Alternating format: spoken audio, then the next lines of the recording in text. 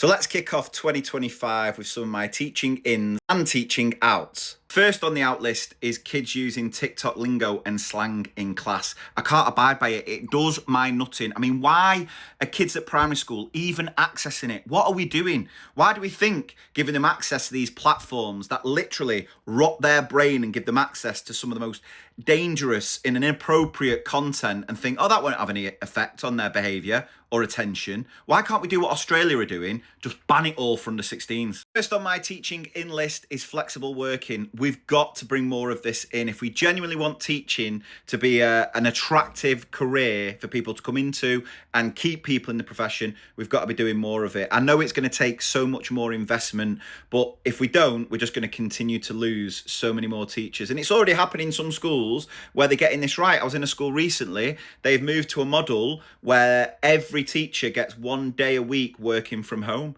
So that includes the PPA, leadership, management time, all of that. And they say it's been the best thing as far as improving well-being. Next on my out list is the amount of testing kids do, especially at primary school. I think there's only, 2, 3 year groups now where they're not doing some sort of national formal assessment for the government. It's not even really assessment, is it? These tests are more a stick to beat schools with data and league tables. And all it does is put so much pressure, unnecessary pressure on kids, and forces schools to do ridiculous things like narrow the curriculum massively to get them through a SATs test, phonics screening test.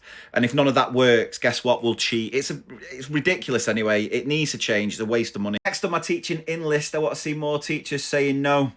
There's only so much you can add to the plate. And because teaching is one of the few jobs that seem incapable of letting go of other things, we can't keep adding to the pile without taking stuff away. So we've got to learn that when we are teetering on the edge where we know we can't do anything more, we've got to speak up, and we've got to learn to say no. I know the government are looking into creating a new curriculum, and there's a lot of discussions about what's going to be in that curriculum. One thing I want to make sure changes with this new curriculum is it's just nowhere near as crammed as this current curriculum is, because we are trying to cover too much. There's not enough time. It just means all we ever do is just scratch the surface with things. Everything is just so rushed. The timetable's busy beyond belief, and it just puts so much unnecessary pressure and just doesn't allow any real exploration of things. So what I see on my teaching in list is more accountability for parents. It seems it's only teachers that are ever held accountable. And I want to see more support for parents to help with things outside of school. But I'm sick of this idea that schools have to be the answer for absolutely everything. And the amount of issues around behaviour towards teachers from parents needs to change. Next on my teaching out list, teacher guilt. I want to see the end of that. Get it gone. You should not feel guilty for taking time to switch off and relax, but we do. We're one of the only professions that seem to have this weird guilt when we're not doing stuff around work. It doesn't help that we have those teacher martyrs who sort of wear it as a badge of honour, how much they work, working every hour under the sun, and we're almost forced to compare ourselves to them. We've got to have things going on in our life outside of school that allow us to switch off, because all that leads to is burnout. So my teaching in list is better pay for support staff. This needs to happen. We are losing far too many incredible support staff, and they are just so crucial to the effective running of a school. And without them, it's just going to make everyone's life so much harder. So making sure they are paid adequately for the incredible job they do got to happen soon. Finally on my teaching out list is fear. It's got to go. This fear-driven education system we work in, which is just obsessed with this accountability, just piling more pressure, more workload on teachers because we're fearful of what Ofsted might say. It's got to go, because it means schools don't use any common sense. They carry on doing things because they think, oh, we've got to do it in case this happens. No.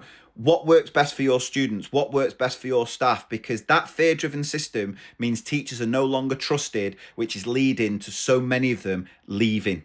Finally, on my teaching in list, striving for everyday excellence. There is no such thing as the perfect teacher. Finally, after years, we've got rid of those toxic gradings, because outstanding is not a real thing. There is no such thing as an outstanding teacher. We should all just be striving for everyday excellence. Can we give our very, very best on that day? And as long as we show up giving our best, I know we're not always going to be at the top of our game, because we might be feeling a little bit under the weather. We might have things going on in our life that are mentally distracting us. But as long as we show up, try our very, very best, give it our best on that given day, that's all that can be asked for, and that's more than enough. What would you add to this list of teaching ins and teaching out list for this year of 2025? Let me know in the comments.